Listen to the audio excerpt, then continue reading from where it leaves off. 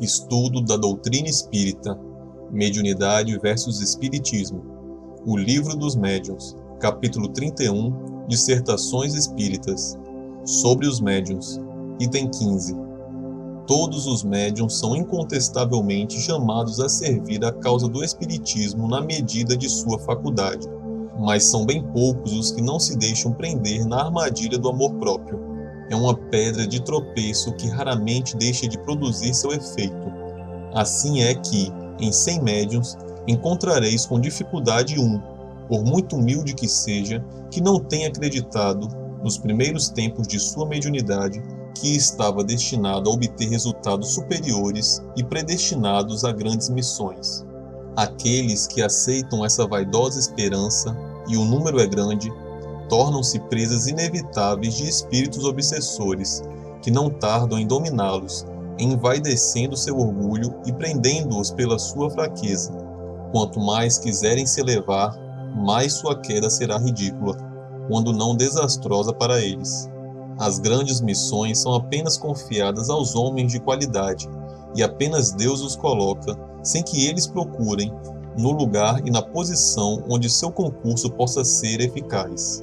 Nunca é demais recomendar aos médiuns inexperientes desconfiar do que certos espíritos poderão lhes dizer em relação ao pretenso papel que são chamados a desempenhar, porque, se os levam a sério, recolherão apenas desapontamentos neste mundo e um severo castigo no outro. Que se convençam de que, na esfera modesta e obscura onde estão colocados, podem prestar grandes serviços, ajudando na conversão de incrédulos, consolando aflitos. Se chegarem a ter notoriedade social, serão conduzidos por uma mão invisível, que preparará os caminhos da evidência, por assim dizer, sem que eles queiram. Que se lembrem destas palavras: todo aquele que se elevar será rebaixado, todo aquele que se rebaixar será elevado. O Espírito de Verdade. Comentários por Eduardo Sabag, retirado dos seus grupos de Evangelho no Lar. Olá pessoal, tudo bem? Hoje é um Evangelho Estudo, né? Um tema um pouco diferente, porque a gente está sempre repetindo alguns evangelhos, então eu quis escolher um tema bem interessante para hoje. Esse texto aí, ele se encontra no Livro dos Médiuns, e ele foi escrito e assinado pelo Espírito da Verdade, Espírito de Verdade, que nós sabemos que é Jesus. Jesus assinou alguns textos no Livro dos Espíritos, no Livro dos Médiuns, no Evangelho, e pelo conteúdo fica muito óbvio que é Jesus que está falando. Esse aí não fica tão óbvio assim, mas os demais, vocês podem, quem quiser saber mais, vai no Google, escreve Espírito da Verdade, aí abre o primeiro link, que acho que é da Wikipédia. Alguém fez aquele artigo muito bem feito, diga-se de passagem, e colocou vários textos e vários links. Então mostra que realmente Jesus é esse Espírito de Verdade, né? Que lá no Evangelho de João, no Novo Testamento, Jesus disse que rogaria ao Pai dele, que era Deus, né? Que é Deus, para enviar o Espírito de Verdade. Esse Espírito de Verdade seria o Espiritismo. Então, tudo bem. Vamos lá. Bom, esse texto ele faz realmente um alerta. Mas por que ele faz esse alerta? Porque nós sabemos que o Espiritismo seria a terceira revelação. Nós sabemos que Moisés veio naquela época, né? Que o povo era primitivo, falar sobre os 10 mandamentos, controlar aquele povo, vamos dizer, bárbaro, psicografou os 10 mandamentos de algum espírito que passou para ele. Depois veio Jesus, trouxe esses, né, maravilhosos ensinamentos que nós estamos estudando até hoje, que falam da lei do amor e tudo mais. E aí vem o Espiritismo. Na verdade, não só o Espiritismo, né? Vem a mediunidade, vamos dizer assim. E em vez de Jesus mandar um profeta, por exemplo, como mandou Chico Xavier, mandou espíritos muito evoluídos. Chico Xavier vendeu mais de 50 milhões de livros, né? Então vocês imaginam quão expressivo foi uma existência dessa. Mas tudo bem. Em vez de Jesus enviar, por exemplo, um espírito com a missão de carregar um planeta inteiro, o que ele fez? Ele modernizou as coisas. É óbvio que se a gente está modernizando, imagine um espírito como Jesus, que conhece tudo, que tem pleno conhecimento da nossa sociedade, de tudo que vai acontecer. Então ele quis mandar, dessa vez, muitas pessoas, milhares de pessoas ao longo do planeta, né, de todas as raças e religiões, com mediunidade. Por quê? Essa comunicação com os espíritos mostrará a verdade. E é por isso que a gente conhece pessoas de todas as raças, situação social, né, localidades, países, tanto faz. E muitas delas veem espíritos, veem e ouvem espíritos, né? Mostrando que a mediunidade ela realmente está em todo lugar. Então ela não veio, vamos dizer, só os caras lá do Brasil vão ter mediunidade. Claro que não. A prova disso é que a gente vê aí, por exemplo, tem vários programas nos Estados Unidos, a Médium, aquele outro rapazinho lá, que é enfermeiro, que é o Médium dos Famosos. Obviamente que eles não usam corretamente a mediunidade, porque a médium, por exemplo, parece que cobra, né? Cobra as consultas, tal. O rapaz parece que não cobra, mas é o começo, né? É o início de alguma coisa. Já é alguma coisa. Eles não têm o conhecimento da doutrina espírita. Provavelmente eles nem sabem quem é Allan Kardec. Então, às vezes eles não tiveram essa base, né? Mas eles se utilizam da mediunidade e do espiritismo para auxiliar o outro, né?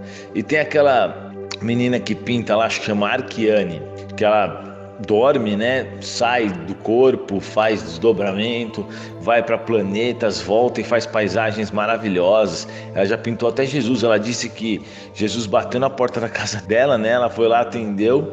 Aí Jesus falou para ela assim: olha, eu vou ser seu modelo hoje. E sentou e ela pegou e fez a pintura dele. Então, com certeza, eu acredito que tenha sido Jesus mesmo, né, que fez isso. Então, o que acontece? Ela também é uma médium. E essa menina, ela doa, parece que metade do que ela ganha para instituições. Ela faz caridade, né, com esse dinheiro. Que instituições que precisam, né? Eu não lembro se era uma creche, alguma coisa assim. Mas o interessante é que a gente começa a perceber que a mediunidade está vindo com as pessoas, estão mudando as coisas na realidade. Esse rapaz aí, que é o Médium dos Famosos, ele disse que ele fez, como é que se fala? Enfermagem para poder ajudar as pessoas, e que eu saiba, se eu não me engano, ele nem cobra também para fazer essas consultas, tudo. Então a gente percebe que essas pessoas vêm realmente com esses dons já para fazer essa mudança no mundo, né? Da mesma forma que acontece nos Estados Unidos, também acontece no mundo inteiro, é que a gente tem influência mais americana. Nós sabemos, por exemplo, que a polícia americana utiliza com frequência médiums para procurar o corpo de pessoas que estão, quer dizer, o corpo não, né? Pessoas que estão desaparecidas. É que recentemente eu vi um caso que a médium disse que o menino estava na água, que ela via água aí, eles começaram a procurar e acharam o corpo no rio, né? Então, a mediunidade ela está começando a fazer parte da nossa sociedade.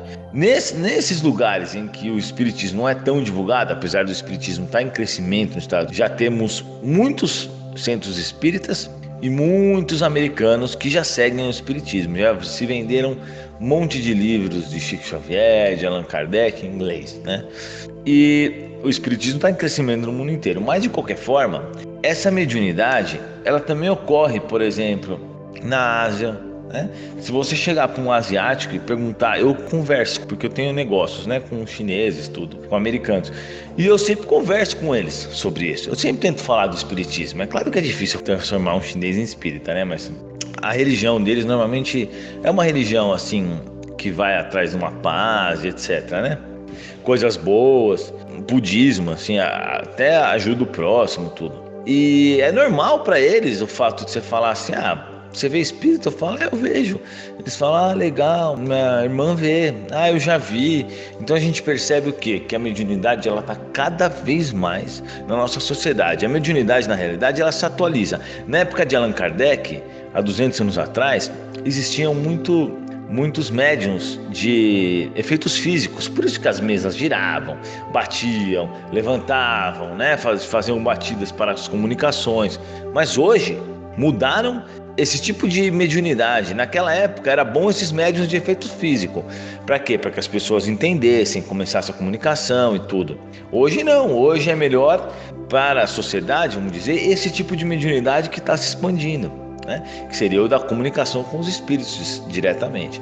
Então existem muitas pessoas, muitas pessoas. Por exemplo, do dia eu peguei, acho que tinham 6 pessoas, eu perguntei quantas aqui já viram espírito. 5 tinham visto e uma não, e nenhuma delas era espírita. Então a gente percebe que realmente a mediunidade está em todo lugar. E o que Jesus quer dizer com esse texto aí é que todos que são médiuns e que têm acesso à doutrina espírita estão sendo convocados a trabalhar para a caridade, para o espiritismo, para o auxílio ao próximo. Então, o que está acontecendo? Existem muitos espíritos que estão prontos para auxiliar os médiuns encarnados, certo? Eles estão aí dispostos a auxiliar no objetivo da caridade, claro. Mas o que está acontecendo por outro lado? O que Jesus falou naquela época, nesse texto, né, no livro dos médiuns, que foi escrito quase 200 anos atrás, praticamente 200 anos atrás, vale para hoje. Porque o que acontece? Quem tem mediunidade acaba deixando que a vaidade tome conta, acaba deixando que o orgulho tome conta. Então a pessoa tem mediunidade e é orgulhosa por causa dessa mediunidade dela. O que acontece com ela? Ela afasta sem perceber os espíritos bons e atrai sem perceber os espíritos inferiores. Só que esses espíritos inferiores, eles não se parecem feios nesse caso. Eles se fazem iguais aos espíritos superiores. Então fica complicado da pessoa distinguir. Então nenhum espírito vai trabalhar para que você enalteça o seu orgulho. Eles sempre vão trabalhar com o intuito de fazer a caridade, etc. E é por isso que eu falo que tem que tomar muito cuidado com esse papo de espírito que fica falando, olha, eu sou o espírito X, eu sou o espírito famoso, aquele lá do livro, aquele da televisão. Tem que tomar cuidado com isso daí, com certeza. Porque nenhum espírito vai chegar se apresentando dessa forma. Às vezes a gente fica 2, 3 anos trabalhando com um espírito, quando é um espírito dessa classe, até descobrir que é ele. Ele não tem essa necessidade de se apresentar para você, porque para ele não faz diferença. O importante é ele estar fazendo a caridade. Que diferença vai fazer? Eu vou ficar mais feliz ou menos feliz porque o cara é conhecido no mundo espiritual, né? Da Terra, na realidade. Por causa disso, isso não está certo. Então não faz diferença para eles. O objetivo deles é o quê? Ajudar os outros. Quando o médium deixa que o orgulho, por conta dos seus trabalhos, deixa que essas coisas domine ele rapidamente é contaminado e rapidamente se torna um médium ruim. Então não adianta nada o cara ter uma super mediunidade e não utilizar de forma correta, né? E é por isso que a gente tem aí muitos lugares que utilizam a mediunidade para fazer macumba, para fazer trabalho, para fazer sacrifício, para fazer essas coisas absurdas, né? Que serão muito penalizadas. Outra coisa também, espíritos superiores não ficam se classificando. Olha, eu sou o preto velho, olha, eu sou o índio. Por quê? Eu vou explicar por quê. Não é que eu não gosto, que eu tenho preconceito. Claro que não tem nada a ver. Nós não podemos nos ligar a uma existência somente. Nós somos espíritos que vivemos no mundo espiritual. Se o espírito, a pessoa, né, está desencarnada e ainda está se ligando em uma existência, esse espírito não pode ajudar ninguém. Ele não está bem o suficiente, ele precisa de tratamento, ele precisa ser encaminhado, ele não pode ser ligado na matéria dessa forma. Por isso que esse negócio de eu sou dessa classe de espíritos ou daquela classe de espíritos, isso não tem nada a ver. O espírito que fala esse tipo de coisa, ele não está em condição. Ele pode até ter a vontade de ajudar os outros, mas ele não pode, ele não consegue, na realidade. Não consegue porque ele mesmo vive na matéria. Então ele precisa sim ser auxiliado. Eu já fui preto velho, porque eu já fui escravo e já fiquei velho. Não é por causa disso que eu chego e falo, oi, tudo bem, eu sou Eduardo Preto Velho. Isso não tem sentido, né? Porque se eu consigo imaginar que a minha vida agora é só uma encarnação e que eu sou um espírito que está desencarnado tem que vivenciar isso muito mais, né? Agora, espírito que pede vela, comida, charuto, pinga, esses eu não preciso nem falar, né? Esses, eles estão tão doentes quanto obsessores, porque eles precisam realmente das coisas da vida material para sobreviver. Então eles estão tão ligados nessa vida mundana, né?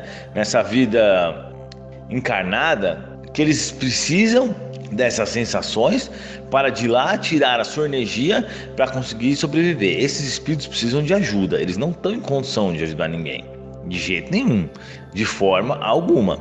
Eu falo isso e eu não estou nem aí.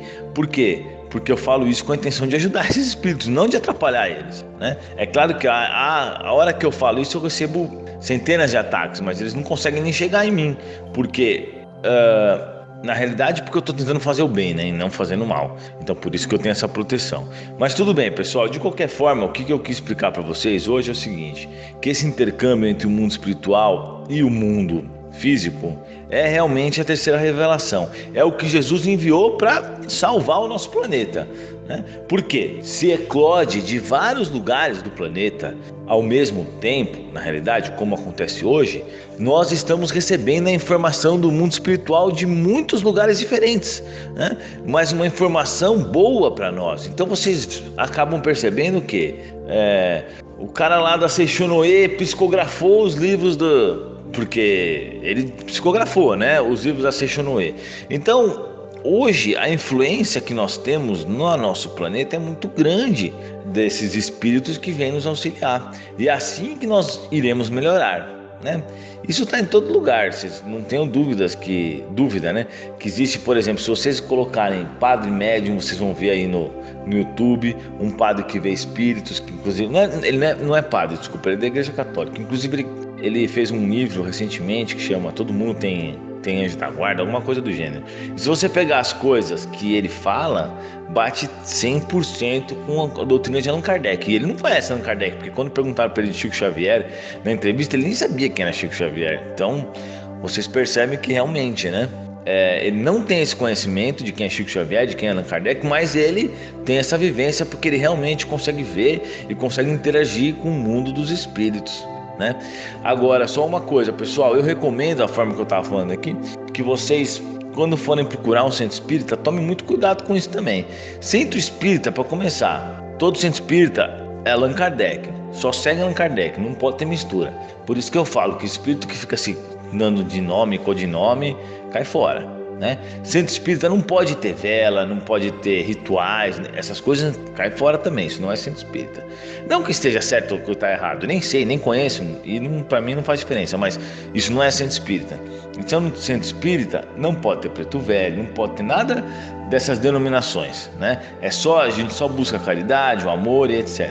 E tem que tomar cuidado também pelo seguinte, se você pega um dirigente de centro espírita que, por exemplo, ele é bonzinho, ele trata todo mundo bem, faz caridade, mas ele trai a esposa, esse centro espírita não é bom, porque ninguém que trai a esposa vai andar com espíritos bons, vai andar sempre com espíritos ruins. Ou quem enche a cara de final de semana não está em condição de trabalhar no centro espírita, porque enche a cara contamina o fluido, né? Muitas coisas que a gente faz no mundo material que a sociedade considera normal e passível não está certo. Não é porque a sociedade, as nossas leis consideram que está bom que a gente pode fazer essas coisas, né? Obrigado, pessoal. Coloquem suas dúvidas aí abaixo e nós responderemos. Muito obrigado, que assim seja. Curta e compartilhe este vídeo. A maior caridade que podemos fazer pela doutrina espírita é a sua divulgação. Assim daremos a oportunidade para os outros conhecerem também o Espiritismo. Até a próxima, amigos.